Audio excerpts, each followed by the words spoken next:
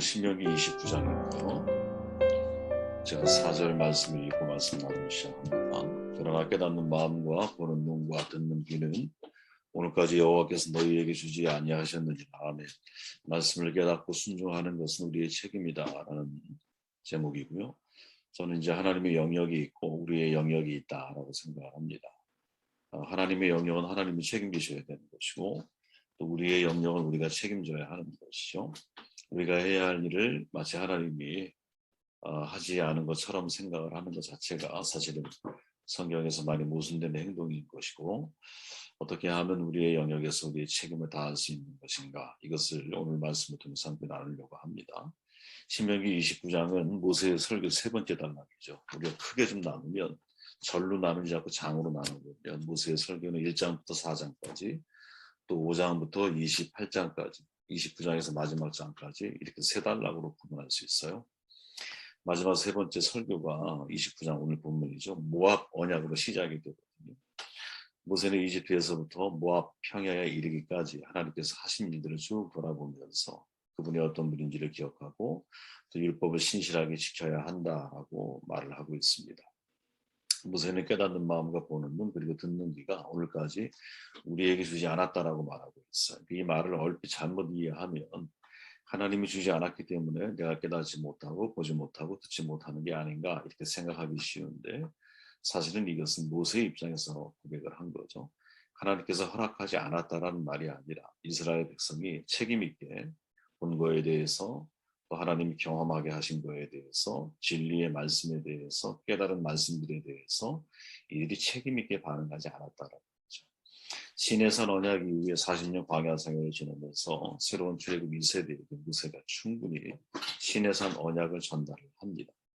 그럼에도 불구하고 모압에서 또 새롭게 새 언약을 강조하고 있는 것이 무엇일까? 그 내용이 뭘까?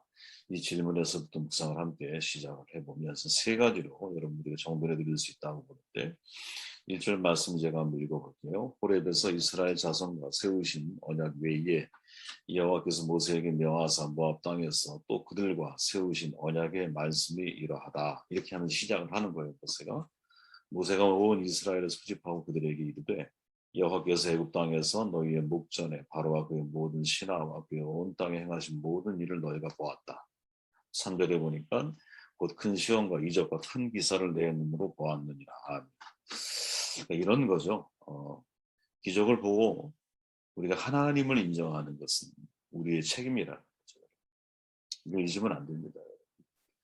호렙 산에서 언약하신 것은 모세는 다시 모압 땅에서 다른 각도에서 말씀을 전하면서 언약을 새롭게 지금 이제 새롭게 갱신하듯이 말을 해주고 있죠. 그런 점에서 이 모압 언약은 새 언약이라고 보통 말을 하는데, 이 새 언약의 핵심 내용이 뭐냐? 너희들은 보았다라는 거예요.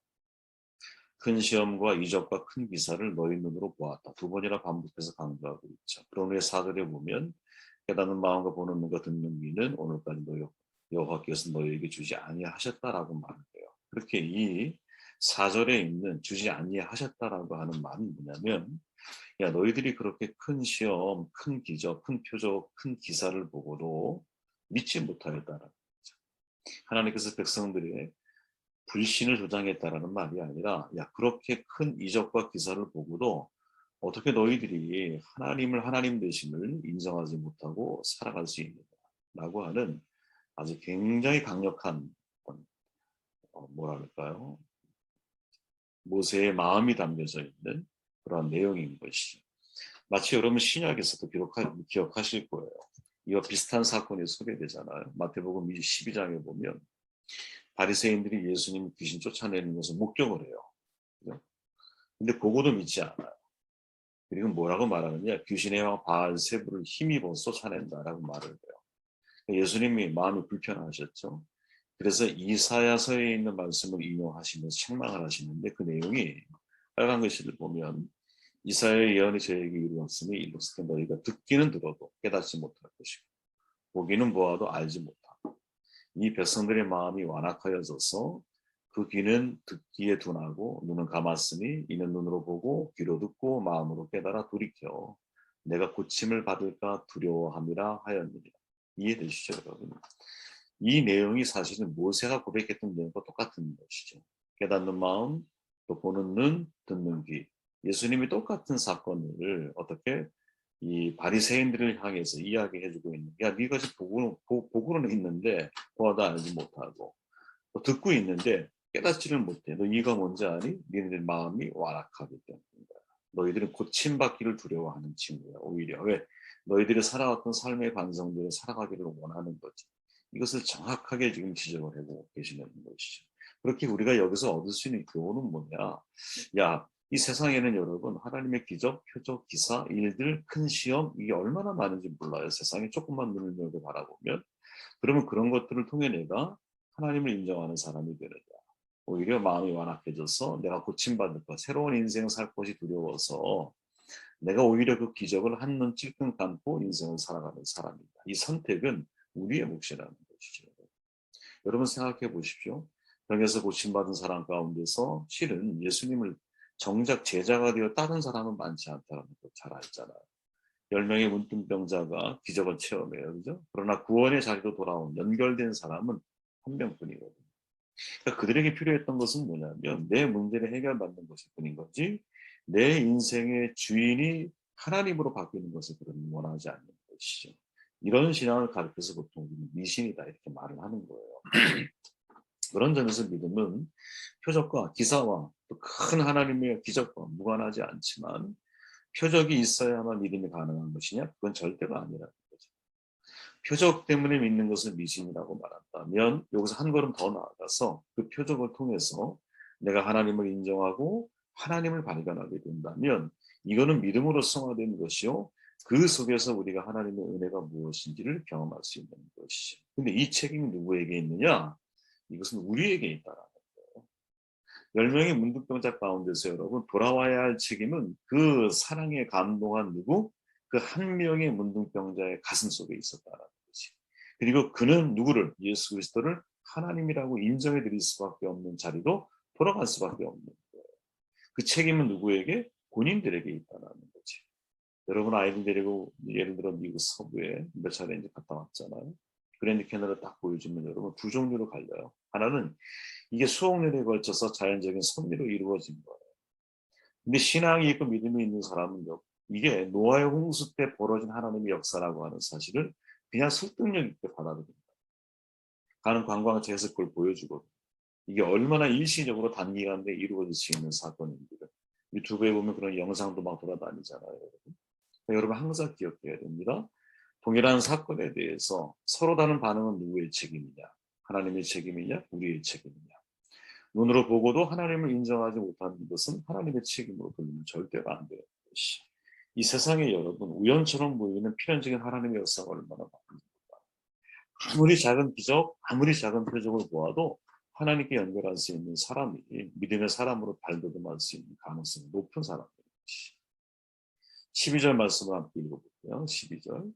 내 하나님 여호와의 언약에 참여하며 또 내 하나님 여호와께서 오늘 내게 하시는 맹세에 참여하여 여호와께서 네게 말씀하신 대로 또 내 조상 아브라함과 이삭과 야곱에게 맹세하신 대로 오늘 너를 세워 자기 백성을 삼으시고 그는 친인의 하나님이 되시라 하느니라. 아멘. 말씀을 듣고 말씀하신 대로 이루어질 것을 믿는 것은 우리의 책임인 거죠. 모세가 지금 뭐랄까요? 이 29년 문장 속에서 아주 이 반복된 패턴이 분명히 있어요. 그게 뭐냐? 야, 말씀을 듣는 거, 말씀하신 대로 듣는 것은 듣고 믿음의 자리에까지 나아가는 것은 하나님이 나를 말씀하신 대로 당신의 백성으로 삼으셨다라고 하는 이 믿음의 자리에까지 나아가는 것은 우리의 책임.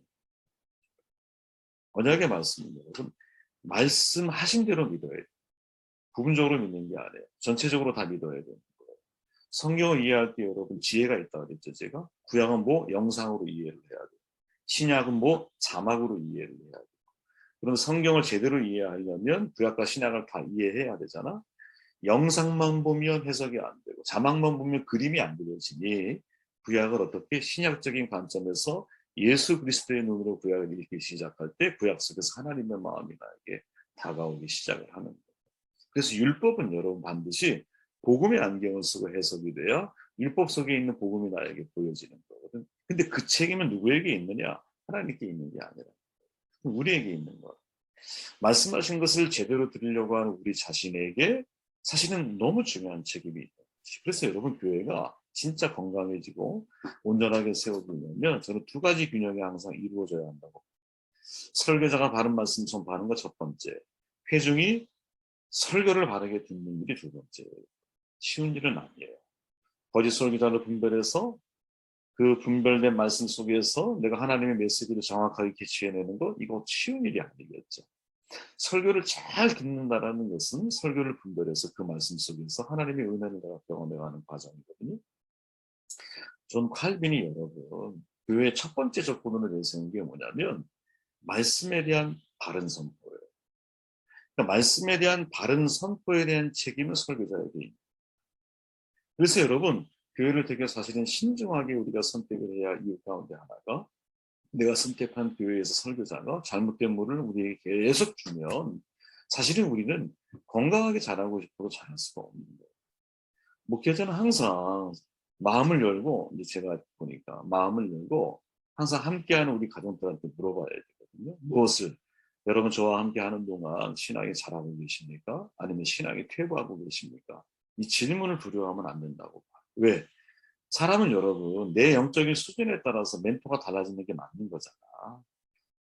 초등학생에게 대학생 저기를 붙일 수는 없잖아요. 그죠?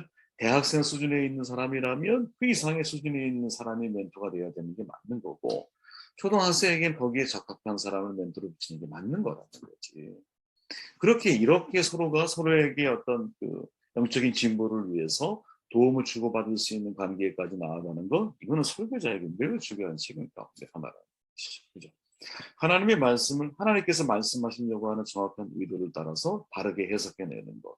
이거는 정말 설교자가 죽는 그 순간까지 하나님 앞에서 최선을 다해야 할 삶의 모습이 아닌가. 그 다음에 중요한 게 뭐냐. 잘 들어야 된다. 듣는 사람. 그냥 아무 말에 대해서 내가 아멘이라고 반응할 수는 없잖아요. 그렇죠? 누가복음에 보면 여러분, 누가복음 8장인데요. 눈으로 따라 읽어보십시오. 그리고 좋은 땅에 떨어지는 것들은 바르고 착한 마음으로 말씀을 듣고서 그것을 굳게 간직하여 참는 가운데 열매를 맺는 사람들이다. 아멘.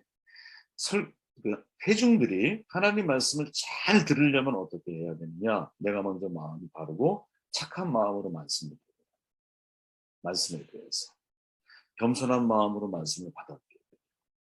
교만과 겸손의 차이가 있다는 여러분, 교만은 들을 기가 없다는 거예요. 들을 기가 없어요, 교만. 왜? 내가 이미 내 생각과 나의 아직으로 내가 가르쳐 있기 때문에 어떤 이야기를 들어도 먼저 비판 또 내 생각에 맞는 이야기만 들으려고 하는 거야. 근데 겸손은 뭐냐면 들을 기가 있다라는 거거든요. 들을 기가 우리 가운데 있어야 되거든요. 들을 기가 생기려면 어떻게 해야 되느냐? 우리가 착한 마음으로 하나님 말씀을 반응을 해야 한다는 거지. 그리고 히브리 기자는 한 걸음 더 나아가죠.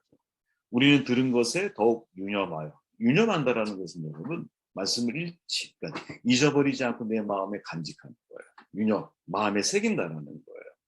모세가 너희들이 율법을 마음에 새겨. 이럴 때 여러분 이때 이 새기다라고 하는 말이 유념하다라고 하는 말과 같은 말이에요. 그러니까 어떤 말씀을 들었을 때 그 말씀을 회중들이 한 귀로 듣고 한 귀로 흘려버릴 것이 아니라 마음에 새기면서 야, 이 말씀이 나에게 정말 하나님이 원하시는 게 뭘까? 이 말씀을 통해 하나님이 나에게 어떤 길을 가기를 원하시고 어떤 길로 하나님이 나를 이끌어 가기를 원하시고 내가 어떤 사람으로 하나님 앞에 인생을 살아가기를 원하고 계실까?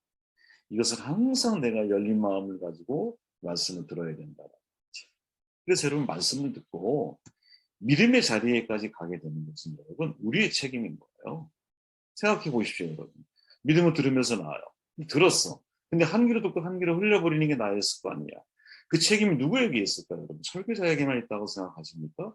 절대 아니라고 봐요, 여러분. 똑같은 걸 가르쳐도 여러분, 학생들 가운데서 어떤 친구는 그걸 가지고 10가지를 만들어내는 친구가 있고, 똑같은 강의를 듣고도 어떤 사람은 한 가지도 만들어내지 못하는 사람이 있거든요. 그럼 그 차이는 뭐예요? 회중들에게 책임이 있는 거라는 거지. 저는 저와 여러분들이 각자의 책임에 충성스럽게 반응을 하면 좋겠다 하는 생각이 들어요. 설교자는 설교자로서, 회중은 회중으로서 착한 마음을 가지고 하나님 말씀은 사람은 다 빼버리고 여러분 설교자는 마지막 순간에 사라져야 되거든요.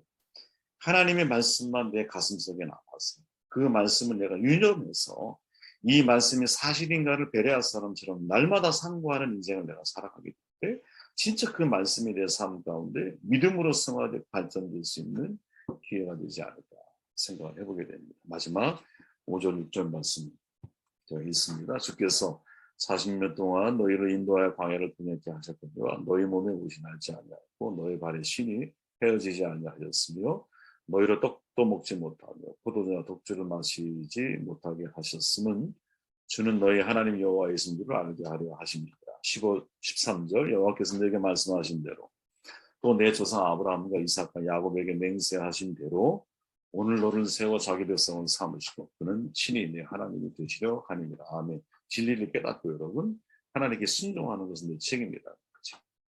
모세가 지금 여러분 지금 이 내용이 뭐냐면 출애굽 2세대 가나안에 들어간 사람들이에요. 40년 동안 광야 생활을 했잖아요. 그 광야의 삶을 해석해 주는 거예요. 하나님께서 출애굽한 이스라엘 백성들을 40년 동안 광야 가운데로 인도하셨다. 그러나 하나님이 보호하셨다.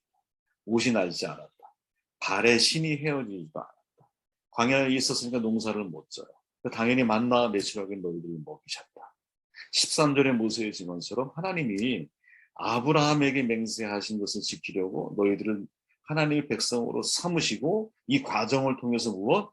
친히 여호와 하나님이신 줄을 알게 하셨다. 이게 지금 모세가 여러분 출애굽 2세대를 향해서 40년에 대한 과정을 평가해 주는 거예요. 해석해 준 거예요. 쉽게 말하면. 이스라엘 백성이 여러분 이 과정 자체가 하나님의 은혜였다라는 것을 깨닫기 위해서는 두 가지 진실을 알아야 돼요. 두 가지를 잘 해석을 해야 돼요. 첫째는 뭐냐? 이 40년 광야 생활이 하나님의 결정이 아니라 우리 기억하죠 여러분? 가나안 입성에 앞서서 이스라엘 사람들의 불신과 불평이 터져나오고 원인이 뭐예요? 가나안 정탐에서 시작이 돼요. 그럼 가나안 정탐이 하나님의 뜻이었어요? 모세의 뜻이었어요? 아니에요. 하나님의 뜻도 모세의 뜻도 아니었어요. 이스라엘 백성 스스로 원했던 거야. 그러니까 자기가 판 함정에 빠진 거라. 그럼 40년 광야의 출발은 누가 원인인 거예요? 이스라엘 백성들 스스로 선택을 한 거고. 둘째는 뭐냐? 그럼에도 불구하고 하나님은 그들을 돌보시고 그들의 잘못된 선택을 어떻게 하나님의 선으로 바꾸셨다. 여러분 이게 깨달아져야 돼요. 이게 이해가 되어야 이스라엘 출애굽 2세대들이 가나안에서 하나님 말씀에 진짜 순종할 수 있는 사람이 되어질 수 있는 거예요. 여러분 신앙인이 꼭 기억해야 할 것이 있다면 하나님이 하신 일이 있다면 인간이 해야 할 일이 있다는 그래서 이 신명기 29장에서 제가 볼 때 가장 중요한 구절을 하나 꼽으라면 마지막 29절이에요. 마지막 29절. 문 한번 읽어보십시오. 이 세상에는 주 우리의 하나님이 숨기시기 때문에 알 수 없는 일도 많다. 그것은 주님의 것이다. 그러나 하나님은 그의 뜻이 담긴 율법을 밝히 나타내 주셨으니 이것은 우리의 것이다. 우리와 우리의 자손은 길이길이 이 율법의 모든 말씀에 순종해야 한다. 세 번 얘기해요. 자, 하나님의 섭리죠. 감추어진 일, 오묘한 일, 숨기시는 일, 이건 하나님의 섭리야. 하나님의 영역이에요. 그러나 모든 게 다 감춰졌느냐? 아니죠. 하나님의 드러난 뜻이 있어요. 말씀으로 친히 우리에게 알려주신 것이 있어요. 그 드러난 진리에 대해서 순종하는 것은 하나님의 영역이 아니라 무엇? 우리의 것이라는 거예요. 자, 보세요. 모세가 40년의 광야 생활을 정확하게 해석을 해주죠. 그러면 해석된 40년의 광야의 진실을 내가 알고 난 이후에는 하나님 말씀에 따라 순종해 나아가는 것은 나의 몫인 거예요. 나의 몫. 두 가지 교훈이 있어요. 하나는 삶은 바르게 해석되어야 하는 거구나. 모세가 40년을 이스라엘 백성들에게 해석해 듯이. 그 다음에 이 삶이 내가 올바로 해석이 되었다면 앞으로 진리에 대한 순종의 책임을 누가? 우리가 져야 한다. 요나가 하나님의 진심을 알게 된 순간 니느웨로 발걸음을 옮겨야 하는 거거든요. 그럼 생각해 보십시오. 발걸음을 옮기는 것은 누구의 몫이야? 요나의 몫이에요. 이게 진짜 깨달은 사람의 삶의 태도라는 거죠. 여러분 삶은요 바르게 해석이 돼야 돼요. 저도 지금까지 살면서 여러분도 마찬가지지만 해석되지 않는 부분들이 많이 있었잖아요. 근데 그 해석되지 않은 부분들에 대해서 하나님은 반드시 해석할 수 있는 기회를 마련해 주세요. 저의 개인적인 믿음이지만 저는 여러분들에게도 그런 경험이 있기를 바라요. 내가 어느 쪽에서 삶을 해석하는가에 따라서 입장은 완전히 달라지는 거예요. 무슨 말이냐? 여러분 예를 들어 정도전이라는 사람이 고려에서 보면 역적이야. 근데 조선에서 보면 충신인 거예요. 태조 이성계 쪽에서 보면 개국공신이에요. 근데 태조 이방원 쪽에서 보면요 반드시 죽여야 할 사람이에요. 결국 죽잖아, 그죠? 그러니까 어느 입장에서 바라보는가에 따라 해석이 달라진다는 거거든. 자, 광야 40년 여러분, 이스라엘 사람들 쪽에서 바라보면 아주 의미 없는 고생길이거든요. 그런데 하나님 쪽에서 바라보면 아주 가치 있는 고난의 길이었던 거야. 모세의 해석을 근거해 본다면 이스라엘 쪽에서 바라보면 육신의 만족이 없는 삶이었어요. 그죠? 애굽을 늘 생각하잖아. 고기를 그리워하잖아. 그죠? 근데 하나님 쪽에서 바라보면 영혼의 만족을 가르쳐가는 과정이었던 거거든요. 이스라엘 쪽에서 바라보면 자기 포기라고 하는 엄청난 고통이 그 속에 수반돼 있어. 근데 하나님 쪽에서 바라보면 자기 백성을 삼는 변화의 시간이었던 거죠. 이스라엘 쪽에서 바라보면 노마드예요. 정처 없는 유목민의 삶을 살아야 되는 거예요. 40년이. 그러나 하나님 쪽에서 바라보면 구름 기둥이 이동하고 불 기둥이 이동하고 즉 말씀의 길을 따라가는 구도자의 삶을 배워가는 과정이었다라는 거죠. 그러니까 인생은 여러분 다르게 해석하려면 내가 어느 입장에서 해석하는가에 따라 결과가 완전히 달라지는 거죠. 여러분의 삶은 여러분 하나님의 시각에서 해석을 해보세요. 그러면 내가 고통스러워하고 괴로워하고 이해가 안 되고 불편하고 왜 굳이 나에게 이런 과정을 거치게 하셨을까라는 질문이 들 수밖에 없지만 내 입장에서 생각을 해보면 그러나 하나님 입장에서 여러분 질문을 던져보면 내가 살아왔던 모든 삶의 코스와 과정이 새롭게 해석이 될 수 있다는 거지. 저는 이 은혜가 우리 가운데 있기를 바랍니다. 세 가지 말씀드렸어요. 여러분. 야 그래 기적을 보는 것 우리에게 주신 영역이야. 근데 그걸 보고 하나님의 살아계심을 인정하는 것은 우리의 책임이에요. 말씀을 듣는 것 하나님이 우리에게 주신 선물일 수 있어요. 그러나 들은 말씀에 대해서 더 유념해서 그 말씀을 날마다 상고하고 믿음으로 발전시켜 나아가는 것 속에는 우리의 책임도 있다라는 것이죠. 진리가 깨달아졌어요?